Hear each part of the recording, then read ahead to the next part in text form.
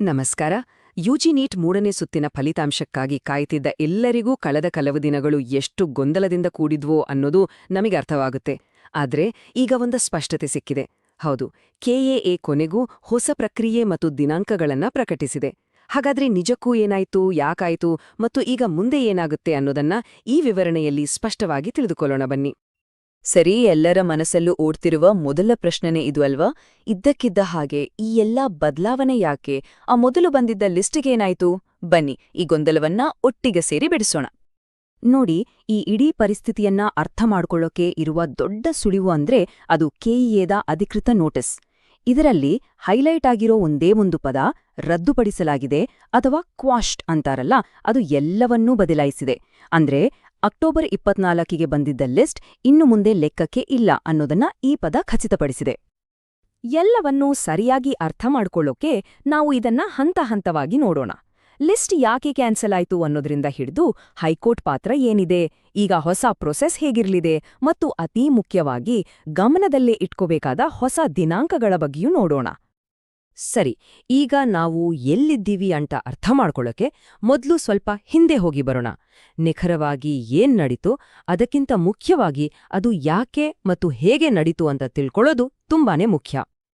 ಎಲ್ಲವೂ ತುಂಬಾ ವೇಗವಾಗಿ ನಡೆದುಹೋಯ್ತು. ಅಕ್ಟೋಬರ್ 24ಕ್ಕೆ ಲಿಸ್ಟ್ ಬಂತು. ಆದರೆ ಡಿಸೆಂಬರ್ 5ರಂದು ಹೈಕೋರ್ಟಿನಿಂದ ಬಂದ ಒಂದೇ ಒಂದು ತೀರ್ಪು ಇಡೀ ಸನ್ನಿವೇಶವನ್ನೇ ಬದಲಾಯಿಸಿಬಿಡ್ತು. ಅದರ ಪರಿಣಾಮವಾಗಿ ಆ ಮೊದಲ ಲಿಸ್ಟ್ ಸಂಪೂರ್ಣವಾಗಿ ಕ್ಯಾನ್ಸಲ್ ಆಯಿತು. ಮತ್ತು ಈ ವಿಚಾರದಲ್ಲಿ ಯಾವುದೇ ಗೊಂದಲಕ್ಕೆ ಜಾಗವೇ ಇಲ್ಲ ಅನ್ನೋದನ್ನ ಸ್ಪಷ್ಟಪಡಿಸೋಕೆ ಕೆಇಎದ ನೋಟಿಸ್ನಲ್ಲೇ ಈ ವಾಕ್ಯವನ್ನ ಸ್ಪಷ್ಟವಾಗಿ ಹೇಳಿದ್ದಾರೆ. ಅಂದ್ರೆ ಯಾವುದೇ ಅನುಮಾನ ಬೇಡ, ಆ ಹಳೆಯ ಪಟ್ಟಿ ಈಗ ಸಂಪೂರ್ಣವಾಗಿ ಅಸ್ತಿತ್ವದಲ್ಲೇ ಇಲ್ಲ. ಹಾಗಾದ್ರೆ ಇದು ನಮ್ಮನ್ನ ಒಂದು ದೊಡ್ಡ ಪ್ರಶ್ನೆಗೆ ತಂದು ನಿಲ್ಲಿಸುತ್ತೆ. ಯಾಕಾಗಿ ಹೈಕೋರ್ಟ್ ಈ ಪ್ರಕ್ರಿಯೆಯಲ್ಲಿ ಮಧ್ಯಪ್ರವೇಶಿಸಬೇಕಾಯ್ತು? ಈ ದೊಡ್ಡ ಬದಲಾವಣೆ ಹಿಂದಿರುವ ಅಸಲಿ ಕಾರಣವಾದ್ರೂ ಏನು? ಉತ್ತರ ಕೆಲವು ಸಂಖ್ಯೆಗಳಲ್ಲೇ ಇದೆ. ತಿಳಿದುಕೊಳ್ಳಬೇಕಾದ ಮೊದಲ ಸಂಖ್ಯೆ ಇದು, 443. ಈ ಸಂಖ್ಯೆ ಹಂಚಿಕೆ ಪ್ರಕ್ರಿಯೆಗೆ ಹೊಸದಾಗಿ ಸೇರಿಕೊಂಡ ಒಟ್ಟು ಹೆಚ್ಚುವರಿ ಸೀಟುಗಳನ್ನು ಹೇಳುತ್ತೆ. ಹಾಗಾದ್ರೆ ಈ 443 ಸೀಟುಗಳು ಎಲ್ಲಿಂದ ಬಂದುವು? ಇವು 3ನೇ ಸುತ್ತಿನಲ್ಲಿ ಹೊಸದಾಗಿ ಸೇರ್ಪಡೆಯಾದ 9 ಹೊಸ ಮೆಡಿಕಲ್ ಮತ್ತು ಡೆಂಟಲ್ ಕಾಲೇಜುಗಳಿಂದ ಬಂದಿರುವ ಸೀಟುಗಳು. ಆದರೆ ಕಥೆ ಇಲ್ಲಿಗೆ ಮುಗಿಯಲ್ಲ. ಇನ್ನೊಂದು ಪ್ರಮುಖ ಸಂಖ್ಯೆ ಇದೆ, ಅದು 377. ಇವುಗಳನ್ನ ಪರಿಣಾಮಕಾರಿ ಅಂದ್ರೆ ಕಾನ್ಸಿಕ್ವೆನ್ಷಿಯಲ್ ಸೀಟುಗಳು ಅಂತ ಕರೀತಾರೆ. ಹಾಗಾದ್ರೆ ಈ ಪರಿಣಾಮಕಾರಿ ಸೀಟುಗಳು ಅಂದ್ರೇನು? ಅಂದ್ರೆ ಸಿಂಪಲ್ ಆಗಿ ಹೇಳೋದಾದ್ರೆ ಇವು 3ನೇ ರೌಂಡ್ ಶುರುವಾದಾಗ ಇದ್ದ ಸೀಟುಗಳು, ಅದರ ಜೊತೆಗೆ ಡಿಸೆಂಬರ್ 5ವರೆಗೆ ವಿದ್ಯಾರ್ಥಿಗಳು ಸೀಟನ್ನ ಕ್ಯಾನ್ಸಲ್ ಮಾಡಿದ್ರಿಂದ ಅಥವಾ ಸೇರಿಕೊಳ್ಳದ ಕಾರಣದಿಂದಾಗಿ ಖಾಲಿಯಾದ ಸೀಟುಗಳು. ಇವೆರಡನ್ನೂ ಸೇರಿಸಿದ್ರೆ ಬರುವ ಒಟ್ಟು ಮೊತ್ತ.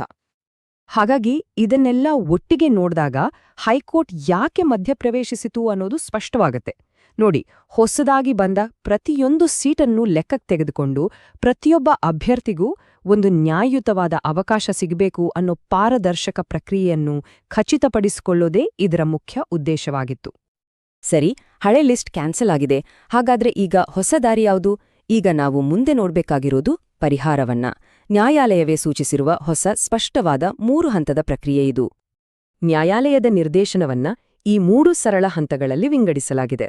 ಮೊದಲನೇ ಹಂತದಲ್ಲಿ ಆ 443 ಹೆಚ್ಚುವರಿ ಸೀಟುಗಳನ್ನ ಹಂಚಲಾಗುತ್ತೆ. ಎರಡನೇ ಹಂತದಲ್ಲಿ ಅದರಲ್ಲಿ ಖಾಲಿ ಉಳಿದ ಸೀಟುಗಳನ್ನ ಮರುಹಂಚಿಕೆ ಮಾಡಲಾಗುತ್ತೆ. ಮತ್ತು ಕೊನೆಯ ಹಂತದಲ್ಲಿ ಮೊದಲೇ ಲಭ್ಯವಿದ್ದ 377 ಪರಿಣಾಮಕಾರಿ ಸೀಟುಗಳನ್ನ ಹಂಚಿಕೆ ಮಾಡಲಾಗುತ್ತೆ. ಇದು ತುಂಬಾ ಸ್ಪಷ್ಟ ಮತ್ತು ತಾರ್ಕಿಕವಾದ ಪ್ರಕ್ರಿಯೆ. ಈಗ ಈ ವಿವರಣೆಯ ಬಹುಶಃ ಅತೀ ನಿರ್ಣಾಯಕ ಭಾಗಕ್ಕೆ ಬಂದಿದ್ದೇವೆ, ಹೊಸ ಅಧಿಕೃತ ವೇಳಾಪಟ್ಟಿ. ಈ ದಿನಾಂಕಗಳ ಮತ್ತು ಗಡುವುಗಳ ಮೇಲೆ ಈಗ ಪೂರ್ತಿ ಗಮನ ಇರಲಿ. ಪರಿಷ್ಕೃತ ತಾತ್ಕಾಲಿಕ ಪಟ್ಟಿ ಡಿಸೆಂಬರ್ 6ಕ್ಕೆ ಬಂದಿತ್ತು ಮತ್ತು ಅದಕ್ಕೆ ಆಕ್ಷೇಪಣೆಗಳನ್ನ ಸಲ್ಲಿಸೋಕೆ ಡಿಸೆಂಬರ್ 7ರವರೆಗೆ ಸಮಯವಿತ್ತು. ಈಗ ಎಲ್ಲರ ಚಿತ್ತ ಅಂತಿಮ ಫಲಿತಾಂಶದ ಮೇಲೆ. ನಿರ್ಣಾಯಕವಾದ ಫೈನಲ್ ಅಲಾಟ್ಮೆಂಟ್ ರಿಸಲ್ಟ್ ಡಿಸೆಂಬರ್ 8ರಂದು ಬೆಳಿಗ್ಗೆ 11 ಗಂಟೆಯ ನಂತರ ಪ್ರಕಟವಾಗಲಿದೆ.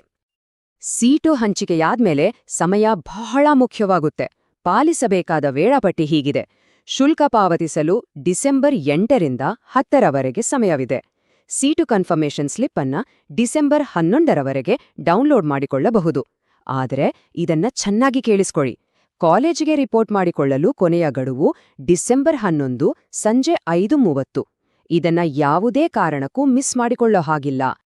ಸರಿ, ಇಷ್ಟೆಲ್ಲ ಮಾಹಿತಿ ಆದ್ಮೇಲೆ ಕೊನೆಯದಾಗಿ ಒಮ್ಮೆ ಎಲ್ಲವನ್ನೂ ಒಟ್ಟುಗೂಡಿಸೋಣ.